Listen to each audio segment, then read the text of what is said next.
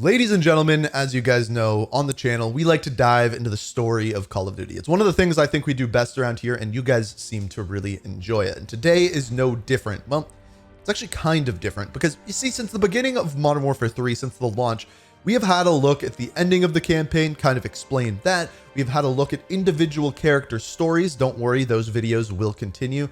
And then on top of that, I also completely rewrote the story to try to make it better for you guys. In other words, we've looked at a lot of story things, but one thing that we have not looked at was what happens after the end of Modern Warfare 3. And I think there's a really important reason to look into this. The main one being the game ends on a giant cliffhanger, and we're kind of left thinking what the heck is going to happen.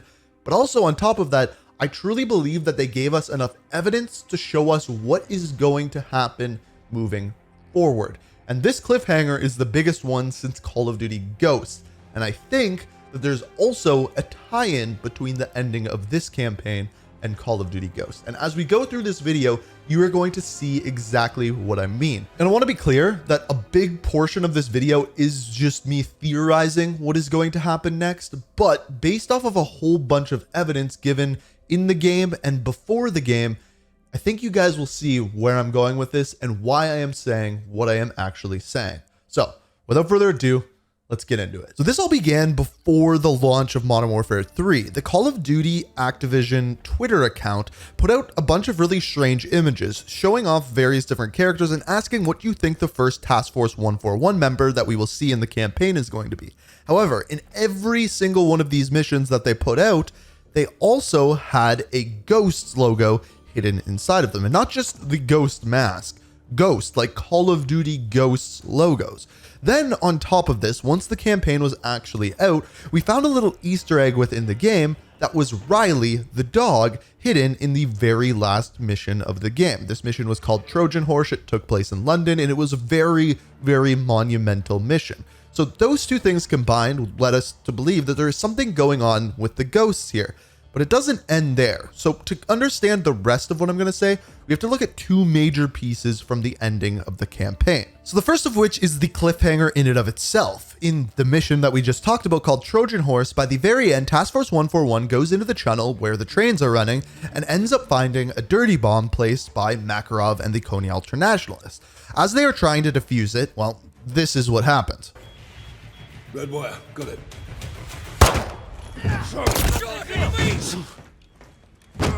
Take us to hell with you, Captain. Never bury your enemies alive.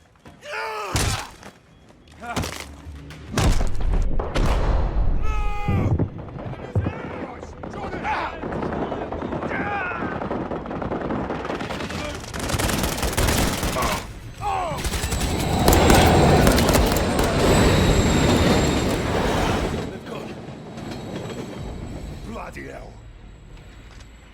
Johnny! Captain, the bomb! How do we stop it? So as Captain Price and Soap McTavish, by the way, this does make sense because the demolitions expert of the team is Soap McTavish. So when he dies, they're like, how do we defuse this thing? I like that little tidbit of information that they added in, and then Captain Price takes over. However, after this happens, Makarov comes in and kills Soap McTavish. He kind of runs away and disappears into the sunset, never to be seen again at the end of the Modern Warfare 3 campaign. So now we know that Makarov is in the wind and we have to go get him. But the only other scene that we see after this is the scene where the Task Force 141 members are saying goodbye to Soap McTavish. But then in the mid-credits scene, we see a scene where Captain Price breaks into General Shepard's office, and this is what happens.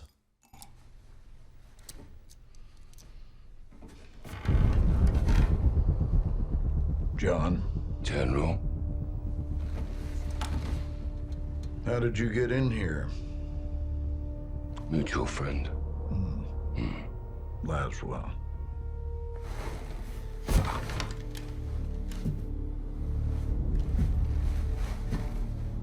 You're better than this, Captain.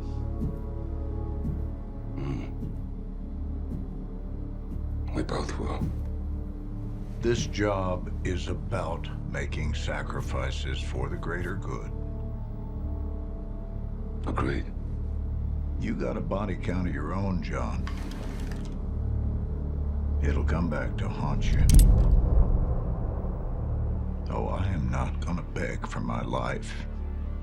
Not from you or anybody else, Captain. Wouldn't do you any good. So Captain Price takes out General Shepard in cold blood. Now, to understand the next part, we have to go back to the original Modern Warfare trilogy. In the mission called Loose Ends, there is a scene where General Shepard gets off the helicopter and ends up eliminating Ghost and Roach. After which he does so, the Task Force 141 members end up going and hunting down General Shepard. And when they do, Soap McTavish and Captain Price become most wanted. They are some of the biggest fugitives within the world because now, as they're going against the government and against General Shepard, but it doesn't matter, Soap and Captain Price end up going after General Shepard, and by the very end of the original Modern Warfare 2 campaign, they end up taking him out. So after these actions, going into the original Modern Warfare 3, the events of that game take place right after. And when they do, the entirety of Task Force 141 has now been disavowed, been classified as most wanted, and they are working under the radar completely. Again, this took place right after General Shepard was taken out by Task Force 141. So why do I bring this up? If we look at a comparison between the original Modern Warfare trilogy and the current one, there is a lot of parity between the two. We see the Pripyat mission, or All Gillied Up, in both universes. We see Soap McTavish die in both universes. We see the No Russian mission in both the original and then brought back within Modern Warfare 3 as the mission Passenger. There is many things that are directly comparable, if not exactly the same, between the two. So, if we once again go and have a look at that scene where Captain Price breaks into General Shepard's office, Shepard asks him how he got in, and he explains that it was from a mutual friend, aka Kate Laswell. In other words, she authorized Captain Price doing this. And with them directly going against the American government and General Shepard, Task Force 141, including Kate Laswell, are going to be completely disavowed and disowned by the government going into the next game, meaning they are going to have to go underground. Now, in the present day Modern Warfare trilogy, or the Roman numeral trilogy, as I think we're going to start calling it, we've actually seen this before. We have seen Task Force 141 have to go underground, and that would have been in Modern Warfare 2 when Task Force 141 and Los Vaqueros were going after Commander Philip Graves and Shadow Company. And when they did so by hiding their face, by everyone wearing ghost masks and creating Ghost Team. So in other words, Captain Price ends up going in and taking out General Shepard. This causes Task Force 141 to be completely disavowed. They have to go underground, in which they hide themselves as the ghosts, but they are still furious at Vladimir Makarov and want to get vengeance. And the only way to do so is as Ghost Team. But there's more to this, because as it turns out, based off of what we are hearing, the next two Call of Duty games, so Call of Duty 2024 and 2025, will both be Black Ops games taking place in that universe, which means the next Modern Warfare game, or Modern Warfare 4, whatever it's going to be, is going to take place in the year 2026, which is 1 year before the events of the Call of Duty Ghost game, making it a perfect tie-in to the original Call of Duty Ghost. So I definitely cannot guarantee that the next Modern Warfare game is going to be a direct tie-in to Call of Duty Ghost. However, what I can say is after the events of Modern Warfare 3 and after Captain Price takes out General Shepard, Task Force 141 is absolutely going to be disavowed. And in the events of Modern Warfare 4, whatever they're planning on calling it, the team is definitely going to start out underground and having to conceal their faces, and I definitely think Ghost Team will once again be making a return. And that is what I wanted to make this video about. That is where I think things are going to go moving forward. And keep in mind, Vladimir Makarov is still on the loose, so the 141 are absolutely going to have to deal with that.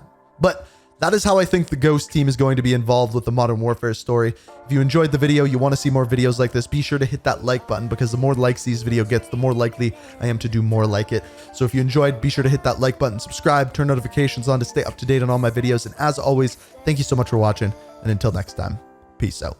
We are reaching for the stars.